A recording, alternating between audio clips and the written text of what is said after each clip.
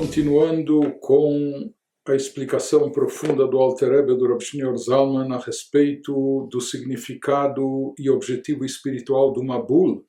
do dilúvio. Como nós vimos, o dilúvio não consistiu apenas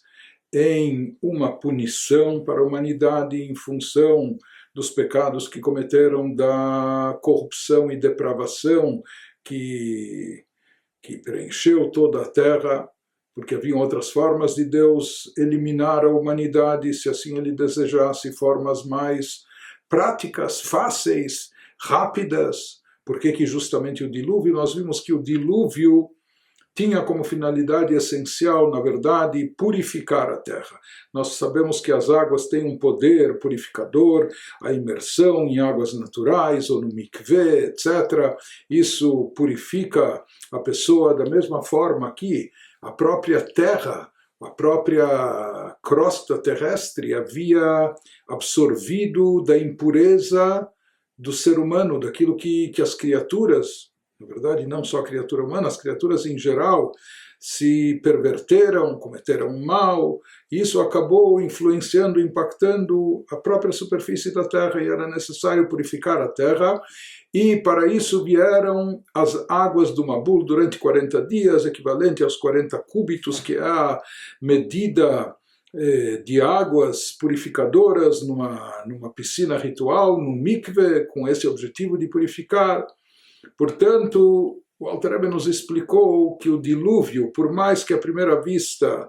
ou superficialmente parece ser uma tragédia, uma calamidade, uma desgraça, coisa altamente negativa, porém, quando entendemos o conceito e o objetivo do dilúvio de forma mais profunda, nós percebemos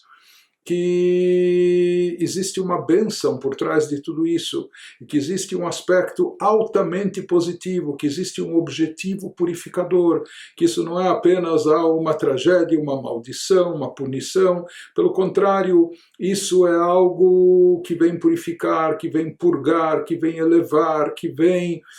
preparar o mundo para uma nova era muito melhor, etc. Então, isso é uma mudança total de paradigma. Então, depois que nós entendemos isso, conforme nos foi explicado pelo Alter Rebbe, ele vai nos explicar também, baseado nisso, tomando o dilúvio como metáfora, porque como nós já vimos na explicação anterior, que sobre o versículo no Shir HaShirim, no Cântico dos Cânticos, Ma'im Rabim, Lo Yuchlu Lechabot et Ahava, mesmo múltiplas águas intensas não serão capazes de apagar o amor que temos para com Deus. Nós falamos que essas águas intensas são as chamadas águas do dilúvio, porém, o que elas simbolizam, o que elas representam, nós falamos que são a torrente de pensamentos e de preocupações que inunda a nossa mente, principalmente sobre assuntos materiais, assuntos comerciais, assuntos de negócios. Isso invade, preenche, inunda a nossa mente, o nosso coração com coisas materialistas, mas mesmo assim se fala que essa tormenta, todas essas águas intensas, entre aspas, todas essas preocupações não serão capazes de apagar, extinguir o nosso amor por Deus, a atração da nossa alma pela divindade. Mais do que isso, está nos elaborando agora o Alter Rebbe, como nós vamos ver. Assim como o dilúvio, no final, ele trouxe, no final das contas, em essência, ele acaba trazendo um benefício, um grande benefício para a terra, ele acaba promovendo uma purificação para a terra, para o mundo, para a humanidade. Da mesma forma, nós vamos ver que, por incrível que pareça, justamente essas preocupações de ordem material que inundam a nossa mente, não só que elas não conseguem extinguir o amor da nossa alma por Deus, mais do que isso, elas são capazes de elevar a alma para um patamar ainda mais alto, espiritualmente falando, superior àquele que a alma se encontrava antes de descender a esse mundo, antes de incorporar-se aqui num corpo físico. Então isso que o Alter Rebbe vai nos explicar em seguida, que essa purificação e essa elevação espiritual que é produzida na pessoa através justamente dessas águas intensas, dessa tempestade, desse dilúvio de ideias e preocupações que nos vêm e nos atormentam em função da parnassá, do trabalho, dos negócios, do nosso ganha-pão. E baseado naquilo que nós falamos, assim como as águas do Mabul, nós explicamos por que o dilúvio é chamado nos profetas de Mei Noach, as águas de Noach, de Noé. Então, conforme explicado no Zohar, porque se fala que Noach, a palavra Noach vem de menuchá, de descanso, assentamento, repouso, sossego, tranquilidade, ou satisfação, nachat ruach, não é? Prazer, deleite. Então se fala que Mei Noach, essas águas, no final das contas, elas acabaram trazendo tranquilidade e sossego ao mundo. Elas fizeram que o mundo se assentasse de forma tal que pudesse trazer e causar satisfação para o Criador. Então, assim como explicamos que essas águas do dilúvio acabaram trazendo purificação e também assentamento, tranquilidade e até prazer para o Criador, então ele vai nos explicar como da mesma forma também, sempre tomando o Mabul como metáfora, ele vai nos explicar como também as preocupações com a parnassá, com os negócios, acabam elevando o ser humano e produzindo nele uma elevação espiritual. Não só que essas preocupações não prendem a pessoa no plano terrestre, só no campo materialista, a pessoa consegue se livrar disso, consegue manter a sua aspiração para assuntos elevados espirituais, seu amor pela divindade. Mais do que isso, nós vamos ver que, paradoxalmente ou justamente, essas preocupações de ordem material ainda são capazes de elevar mais ainda a espiritualidade da pessoa. Nas palavras do Alter Rebbe, Vehinei Shibud Parnassá Nikra Gam Ken Mei Noach, conforme nós estávamos explicando, que o fato da pessoa estar subjugada, subordinada às preocupações dos negócios, isso também é chamado na literatura mística hassídica de Mei Noach, águas de Noach, traduzindo literalmente águas de Noé, mas o nome Noé em português não tem grande significado. Em hebraico nós vimos, conforme interpretado, explicado no Zohar, ele tem a ver com Nachat, Noach Nachat, que é a satisfação, isso acabou trazendo satisfação para Deus, e também Menuchá trouxe descanso, sossego para o mundo. Nos explica o Alter Rebbe que Hashem Shemei Amabul Nikraim Menoach Lashon Menuchá, assim como as águas do dilúvio são chamadas as águas de Noach, as águas que trouxeram assentamento, tranquilidade, repouso, satisfação para Deus, porque elas acabaram trazendo pureza ao mundo, purificaram a terra. Da mesma forma, ocorre também com Maim Rabim, com as águas intensas que inundam a mente da pessoa, com a tempestade de pensamentos e preocupações que preenche nossa mente e coração, com os assuntos de Parnassá, com os assuntos materiais, isso também é chamado de Mei Noach.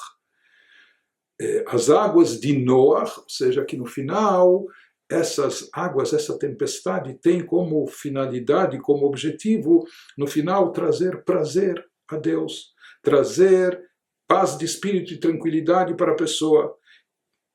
Por incrível que pareça, que Gam Al-Yadam Banai Chaderucha. O Mamar Azal, conforme dizem os nossos sábios, aqui o Alter Rebbe vai nos explicar uma coisa muito profunda e interessante, algo que é dito pelos nossos sábios, trazido no Midrash. Midrash são interpretações dos sábios talmúdicos sobre os versículos bíblicos, interpretações da Torá escrita, segundo a tradição que lhes foi transmitida por meio da Torá oral. De qualquer forma, os sábios dizem que na hora de um pacto especial que Deus fixou com Abraham Avinu, com o primeiro Yehudi, aquele pacto no qual ele fala da descendência de Abraham.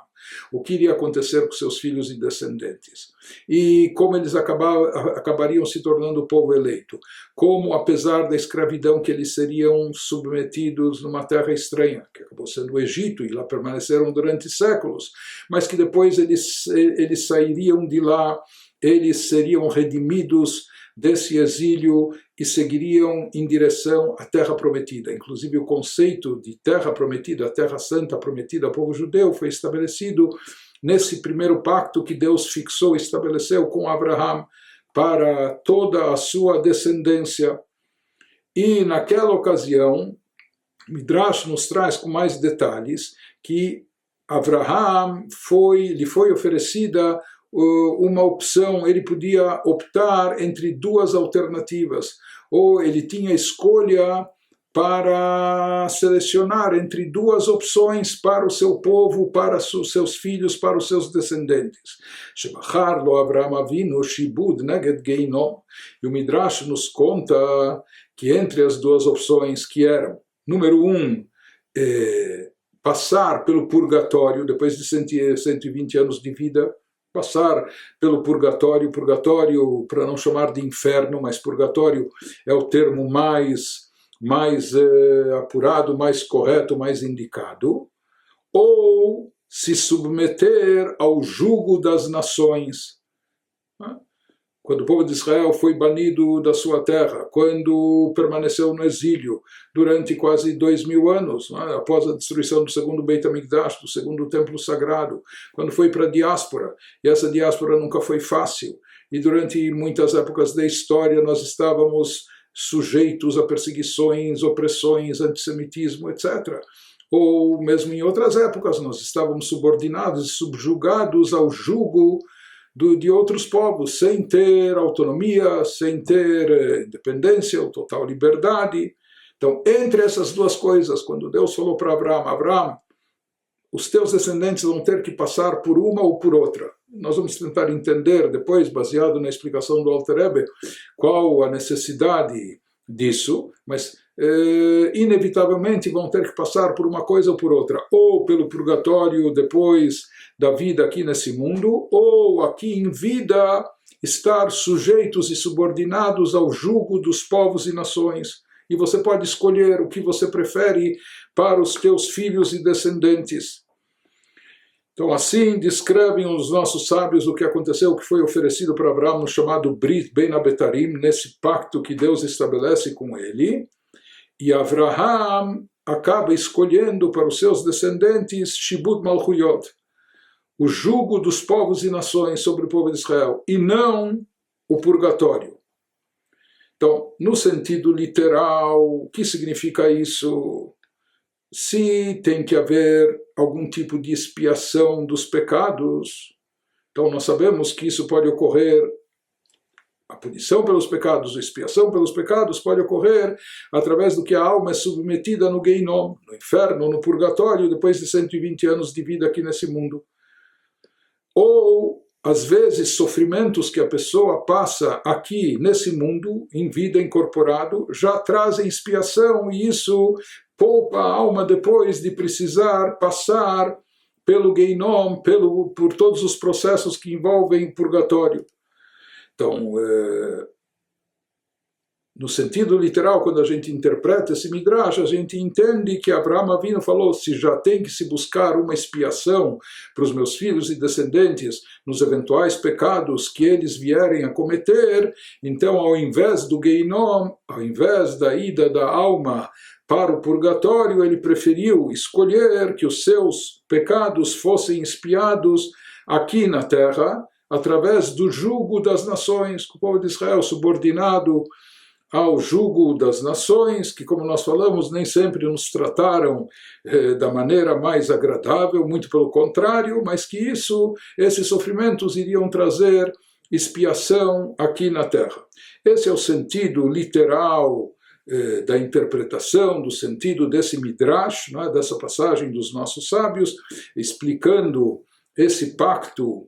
que Deus estabelece com Abraham e suas condições, mas nós vamos ver em seguida como o Alter Rebbe nos dá uma explicação mais profunda, nos dizendo que há uma intenção mais profunda por trás desse pacto, dessas opções alternativas que foram apresentadas a Abraham e o porquê da escolha de Abraham Avinu, que ele prefere o jugo dos povos aqui nesse mundo mais do que o Geinom, a passagem pelo purgatório.